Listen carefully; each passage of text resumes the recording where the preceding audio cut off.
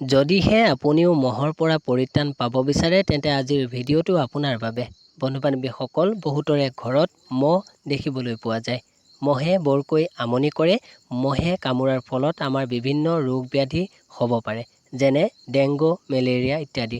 বন্ধু-বান্ধৱীসকল, আজিৰ ভিডিঅ'টোত মই আপোনালোকক 3টা সহজ ঘৰুৱা উপায় দিবলৈ গৈ আছোঁ, যিকেইটা মই নিজেও ব্যৱহাৰ কৰিছোঁ। আজিৰ ভিডিঅ'টোৰ জৰিয়তে আপোনালোকক জনাম কেনেকৈ ঘৰৰ পৰা মহ নোহোৱা কৰিব পাৰি, কেনেকৈ ঘৰৰ পৰা মহ নাইকিয়া কৰিব পাৰি। বহুতো সময়ত যেতিয়া মহে বৰকৈ আমনি কৰে তেন্তে আমি সেই সময়ত বজাৰৰ পৰা বা দোকানৰ পৰা বিভিন্ন দৰৱ, ঔষধ বা মহ খেদিব পৰা বিভিন্ন ৰাসায়নিক দ্ৰব্য আমি ব্যৱহাৰ কৰোঁ বা বিভিন্ন স্প্ৰে আমি সেই সময়ত প্ৰয়োগ কৰোঁ। কিন্তু সেইসমূহ বস্তু ব্যৱহাৰ কৰাৰ ফলত আমাৰ শৰীৰৰ কাৰণেও ক্ষতিকাৰক হ'ব পাৰে। বন্ধু-বান্ধৱীসকল, গতিকে আমি কেনেধৰণেৰে প্ৰাকৃতিকভাৱে ঘৰৰ পৰা মহ আঁতৰাব পাৰোঁ তাৰ বিষয়ে আলোচনা কৰিবলৈ চেষ্টা কৰিম। নমস্কাৰ, মই অৰূপজ্যোতি শইকীয়া পুনৰ স্বাগতম জনাইছোঁ আপোনালোকক এটা নতুন ভিডিঅ'লৈ। বন্ধু-বান্ধৱীসকল, আজিৰ ভিডিঅ'টোৰ প্ৰথম উপায়টোৰ কাৰণে আপোনালোকক প্ৰয়োজন হ'ব নিমপাত। নিমপাত আমি সকলোৱে চিনি পাওঁ। নিমপাতক আমি বহুতো ঔষধ তথা আয়ুৰ্বেদিকত বহুতো ঔষধৰ বাবে ব্যৱহাৰ কৰে। আজিৰ ভিডিঅ'টোত মই আপোনালোকক নিমপাতৰ পৰা কেনেকৈ মহ খেদিব পৰা যায়, আচলতে নিমপাত ব্যৱহাৰ কৰি আমি কেনেকৈ ঘৰত থকা মহসমূহ দূৰ কৰিব পাৰোঁ তাৰ বিষয়ে ক'বলৈ গৈ আছোঁ। তাৰ কাৰণে আপোনালোকে এমুঠিমান নিমপাত ছিঙি আনিব আৰু অলপমান শুকাবলৈ দিব। তাৰপিছত সেই নিমপাতসমূহৰ পৰা ধোঁৱা ওলাব পৰাকৈ আমি জাক দিব লাগে।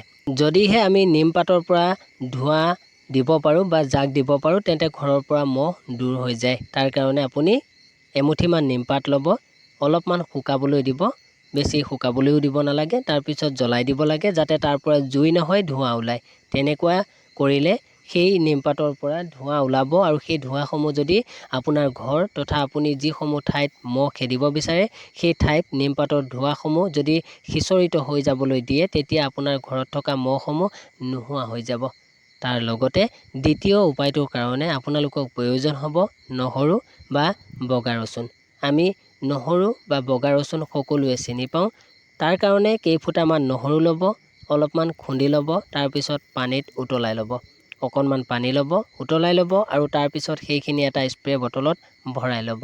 আৰু আপুনি যিসমূহ ঠাইত মহ বৰকৈ দেখি পায় সেইসমূহ ঠাইত স্প্ৰে কৰি দিব।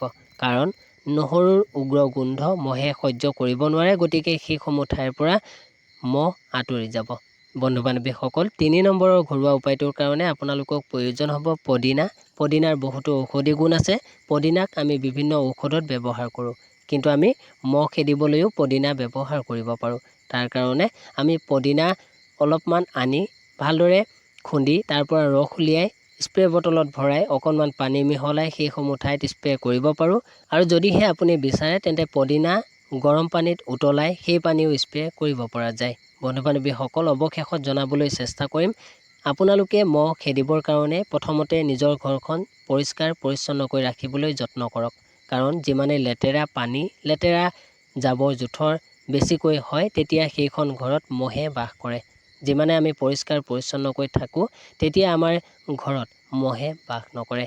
তেন্তে বন্ধু-বান্ধৱীসকল, আজিৰ ভিডিঅ'টো কেনেকুৱা পালে কমেণ্ট বক্সত জনাব আৰু যদি ভাল লাগিলে এটা লাইক কৰি চেনেলটো ছাবস্ক্ৰাইব কৰিব। আৰু যদি ফেচবুক পেজত ভিডিঅ'টো চাই আছে তেন্তে পেজটো ফ'ল' কৰি ল'ব। কাৰণ আপোনালোকৰ বাবেই এই ইউটিউব চেনেল তথা ফেচবুক পেজটোৰ জৰিয়তে নতুন নতুন জানিবলগীয়া বিশেষ তথ্য আগবঢ়াই থকা হয়। তেন্তে পুনৰ লগ পাম এটা সুন্দৰ ভিডিঅ'ৰ সৈতে। আজিলৈ ইমানেই, ধন্যবাদ।